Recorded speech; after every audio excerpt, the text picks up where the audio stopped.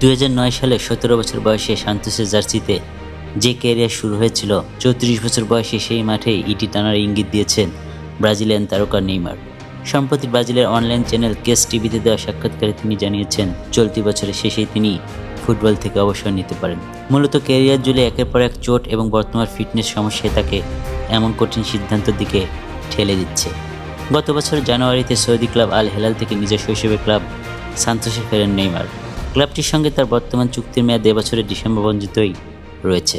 গত বছর চোট নিয়ে খেলে সান্তোসকে অবনমন থেকে বাঁচাতে গুরুত্বপূর্ণ ভূমিকা রাখলেও এর জন্য তাকে শারীরিক বড় মূল্য দিতে হয়েছে। ডিসেম্বরে বাহারুতে অস্ত্রোপচারের পর দীর্ঘ বিরতি কাটিয়ে 16 ফেব্রুয়ারি ভেলো ক্লাবের বিপক্ষে ম্যাচ দিয়ে তিনি মাঠে ফেরেন।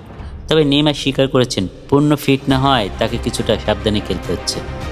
2026 বিশ্বকাপ খেলা নেইমারের অন্যতম বড় লক্ষ্য। তবে 2023 সালের অক্টোবর পর চোটের কারণে তিনি আর ব্রাজিলের জার্সিতে মাঠে নামতে পারেননি।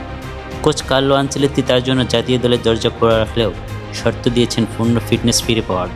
নেইমার নিজেও মনে করেন, বর্তমান অবস্থায় বিশ্বকাপের জায়গা করে নেওয়া এক বড় চ্যালেঞ্জ। নিজের ভবিষ্যৎ নিয়ে অনিশ্চয়তার কথা জানিয়ে নেইমার বলেন, আগামী বছর কী হবে আমি জানি না, সম্ভবত ডিসেম্বর এলে আমি অবসর নিতে চাইব। এখন আমি কেবল এই বছরটা নিয়ে ভাবছি। ক্যারিয়ারের বিষয়ে শেষ পর্যন্ত তার হৃদয়ের সিদ্ধান্তই হবে চূড়ান্ত।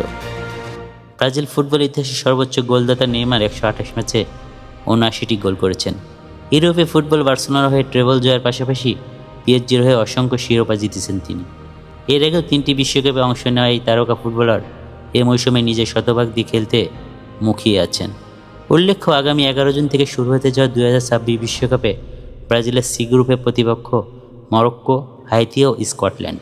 নেইমার যদি সত্যিই ডিসেম্বরে অবসর সিদ্ধান্ত নেন, তবে তার আগে শেষবারের মতো বিশ্বকাপের মঞ্চে নিজেকে রাঙিয়ে নেওয়ার চেষ্টা করবেন এই ফরওয়ার্ড। বাশার সবুজ, নেক্সট নিউজ 24।